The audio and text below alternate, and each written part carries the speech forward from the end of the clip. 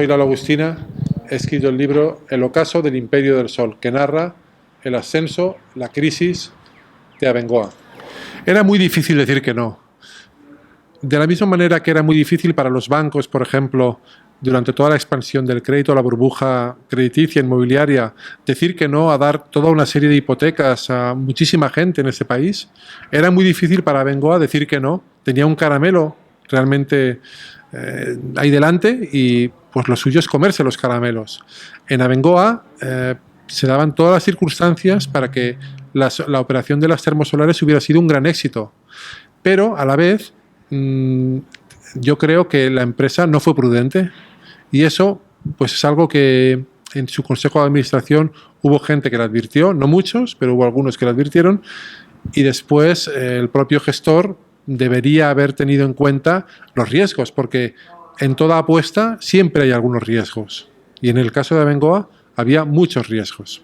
Bueno, puede ser porque la cultura del gobierno corporativo en España, y no solo en España, tampoco vamos a ser cainitas de pensar que somos los únicos malos del universo, pero lamentablemente en muchos países es la de dar acogida a esos políticos en sus consejos de administración con fines que por otro lado no nos son en absoluto extraños, y es intentar aprovechar esa influencia en provecho propio, ¿no?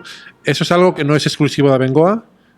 Todo el IBEX tiene multitud de políticos en sus consejos de administración, especialmente en los sectores regulados. Y esto no es casualidad. No somos tan cándidos de pensar que eso es casualidad. La apuesta por las energías renovables es necesaria y es buena.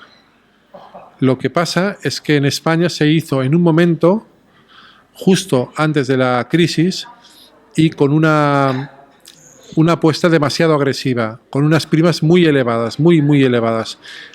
Además, las empresas que entraron en esa dinámica se endeudaron hasta el extremo.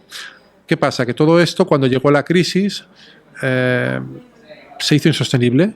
Se hizo insostenible porque ningún gobierno es capaz de, en plena crisis, con el 26% de paro, a la vez soportar unos incrementos en la factura de la luz importantísimos como los que se estaban produciendo.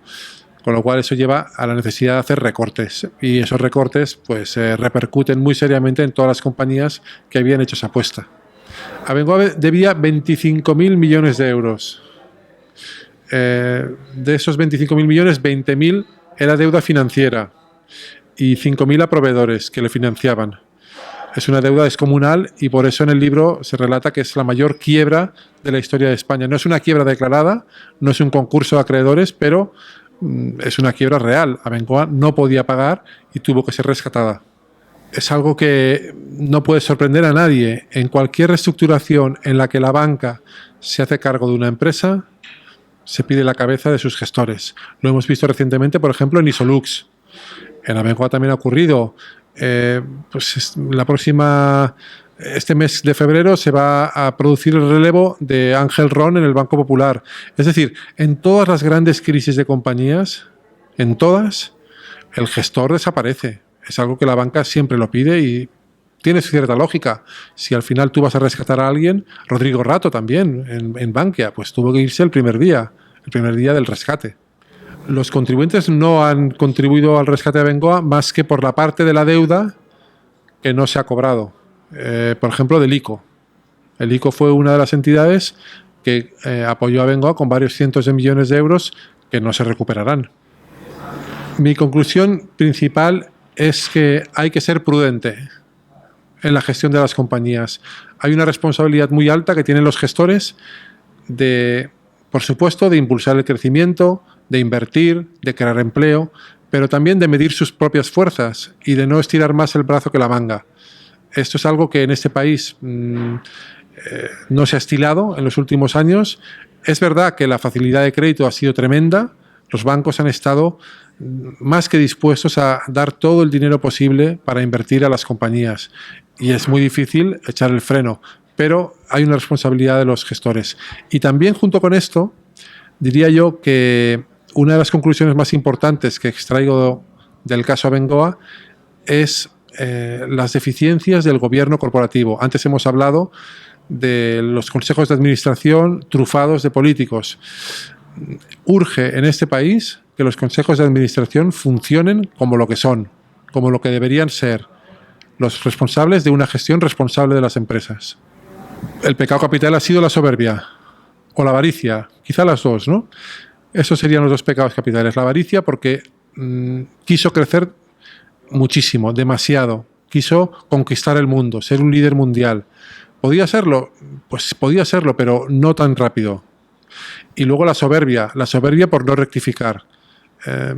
Yo creo que siempre todos tenemos el derecho a equivocarnos, pero hay que saber rectificar, hay que saber volver sobre los propios pasos y corregir los errores cuando todavía es tiempo de hacerlo.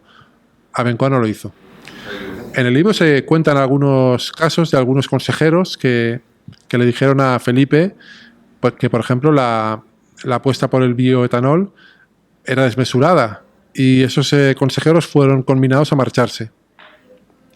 Junto con eso, pues ese consejo no tuvo, la verdad, la fuerza suficiente para decirle al presidente las cosas que probablemente muchos de ellos estaban pensando. Característica de este consejo, y es que era uno de los consejos mejor remunerados del IBEX 35. Es decir, en el consejo de Abengoa se estaba muy bien. Sí, es una indemnización muy polémica, de hecho está a punto de ir a juicio por el cobro de esa indemnización, porque se produjo un cese de presidente, pero a la vez se le hizo un contrato de prestación de servicios de más de 1 millón de euros. El propio cese es polémico porque Benjumea, a través de Inversión Corporativa, la sociedad familiar y de los históricos accionistas de Abengoa, controlaba la mayoría del capital. Es decir, un cese a mí mismo con indemnización por despido, como que no es muy lógico. Pues porque las energías que son más caras son las que entran más tarde. Entonces, en cuanto mayor es el consumo, más cara es la energía. Es un sistema totalmente antieconómico, pero es el que tenemos. Y cambiar esto es muy difícil. Es verdad también, en el descargo del sector hay que decir que es muy complicado, porque el sector energético tú tienes que tener toda la capacidad del mundo disponible, la máxima posible, para atender unas necesidades que a lo mejor se van a producir solo en determinados momentos. Y esa capacidad instalada la tienes que tener. Sin embargo, eso hay que pagarlo. Con lo cual, no es tan fácil. Bueno, yo creo que las compañías eléctricas son culpables de aprovechar al máximo lo que les ha permitido hacer. Es decir, los gestores de las compañías eléctricas tienen la obligación de ganar dinero el máximo posible para sus accionistas. Y yo creo que el problema no es, o los principales culpables no son las compañías eléctricas. Los principales culpables de que el sistema no funcione son, en un sector regulado, los reguladores, los gobiernos respectivos. No, yo creo que es compatible una cosa y otra.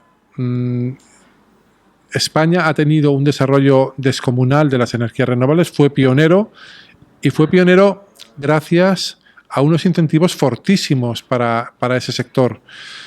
Lo que pasa es que, al mismo tiempo, no hemos sido capaces de darnos cuenta de que hay unos segmentos de la población a los que hay que proteger, porque en España, que ha crecido mucho en los últimos años, y en los últimos no de la crisis, sino en las últimas décadas, pues sigue habiendo mucha gente en una situación vulnerable. Y eso debería ser compatible, ayudarles con tener un sistema fuerte. No hay ahí una contradicción.